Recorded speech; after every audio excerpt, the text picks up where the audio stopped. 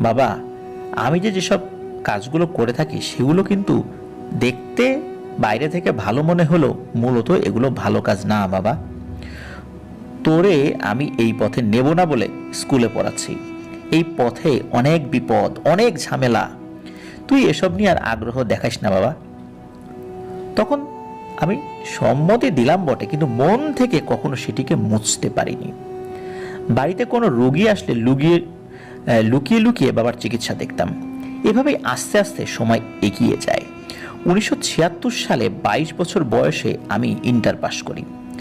ততদিনে বাবার সব বই পুস্তক আমার নখদর্পণে।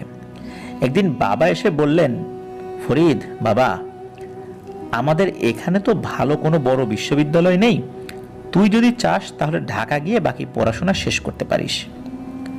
সত্যি বলতে আমি বাড়ি থেকে বেরোনোর জন্য এমন একটি সুযোগই খুঁজছিলাম, তাই দেরি না করে বাবার কথায় রাজি হয়ে যাই। ঢাকায় আমার বড় কাকা থাকতেন, তার বাসার ঠিকানা দিয়ে বাবা একদিন আমাকে গাড়িতে তুলে দিলেন। কিন্তু আমি সেই কাকার বাসায় যাইনি, ঢাকায়ও থাকিনি। আমার ছোটবেলার স্বপ্ন অনেক বড় মাপের কবিরাজ হওয়া। সেই উদ্দেশ্য সফল করতেই বেরিয়ে পড়ি ভালো একজন গুরুর খোঁজে। কিছুদিন পরে সবকিছু লিখে চিঠি পাঠাই বাবা মাকে। জানতাম ওনারা খুব কষ্ট পাবেন, কিন্তু আমি আমার লক্ষ্যে অনড় ছিলাম। সেই মতো বিভিন্ন কবিরাজের কাছে যাই, তাদের শিষ্য হই। কিন্তু দেখা যায় বেশিরভাগ কবিরাজি ভণ্ড, অথবা কাজ জানলেও খুবই দুর্বল কিছু কাজ জানে। অল্প বিস্তর দুই একজন ভালো গুরু পেয়েছিলাম বটে, কিন্তু তারা আমাকে কবিরাজি শিক্ষা দেওয়ার থেকে তাদের ব্যক্তিগত এবং পারিবারিক কাজকর্ম বেশি করাতো।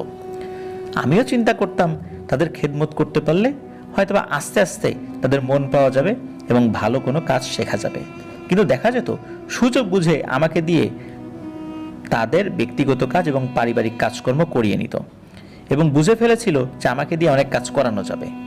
এই জন্য কাজ শেখানোর অজুহাতে আমাকে দিয়ে এই ধরনের কাজগুলোই বেশি করাতো। এভাবেই চলছিল, কিন্তু আমি বুঝতে পারলাম এভাবে হবে না।